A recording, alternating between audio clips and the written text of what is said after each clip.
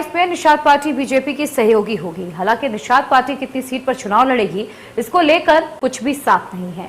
70 seat पर Nishad party पहले ही मजबूत है और सीटों के बंटवारे और सीटों पर जीत को लेकर संजय निषाद ने क्या कहा है, सुनिए।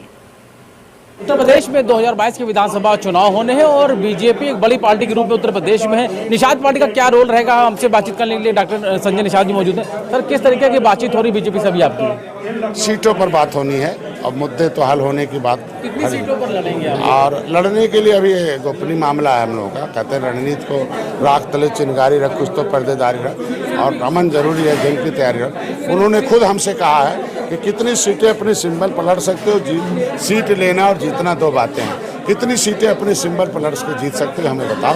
तो अभी हम लोग बैठक करेंगे, अगली बार दोनों आदमी चर्चा करेंगे।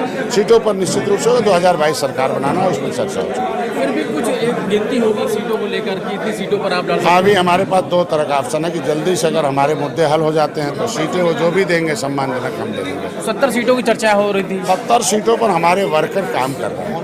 हमारे बूथ अध्यक्ष हैं, हमारे सेक्टर अध्यक्ष हैं, और हमने निषादों को जगा कर रखा। और 160 सीटें हमारी तैयार हैं, जिसमें हम उनको 160 जिता के उन्हें दे दूंगा।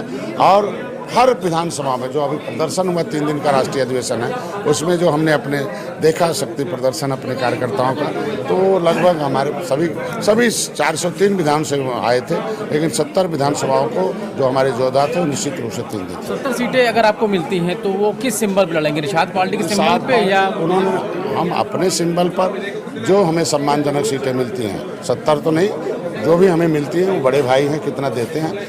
उन्होंने खुद कहा कि अपने सिंबल पर कितने जीत सकते हो, हमें बताओ, हम दोनों आदमी मिलकर काम करते हैं। बार बार आपको मंत्री बनाने की चर्चा चलती है, अभी तक आपको मंत्री नहीं बनाया गया। हालांकि चर्चा जरूर होती है।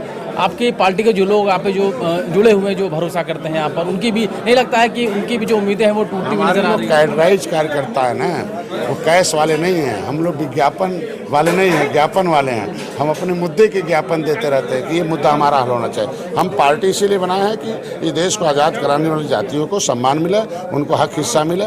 उसके लिए हम लोग काम पर प्रतिष्ठा के लिए नहीं काम करते हैं। हम लोग जेल जाते हैं, रैली करते हैं, रेल रोकते हैं, धरना करते हैं, बात करते हैं। 70 साल में पहली बार है कि कोई पार्टी का मंत्री बात करने के लिए तैयार नहीं हो। जो बात करता था उसे पार्टी से निकाल दिया जाता था। बसपा सपा में, कांग्रेस में देखा गया। आज पहली बार है निषाद पार्टी के योद्धाओं की देन है, कार्यकर्ताओं की, कि जो केंद्र और राज्य बैठकर हमारे मुद्दे को हल करने के लिए सोच रहे हैं। तो पद प्रतिष्ठा की नहीं, मंत्री अगर कुछ बनाते हैं तो उनको धन्यवाद है, लेकिन हमारे मुद्दे हल हों। कुछ अभी तक बताया गया कि कब तक बनाएंगे? नहीं, उनका वो पार्टी, उनका काम है। हमारा काम है कि पार्टी खड़ा करना, सरकार बनाने में सहयोग करना, मुद्दे को हल करना। आप सहयोगी रहेंगे आगे? निश्चित रूप से आगे रहेंगे। सबको तो देख लिया कौन रहेगा। तो जाहिर है साफ तौर पे सहयोगी हैं। अगर बात करें तो भारतीय जनता पार्टी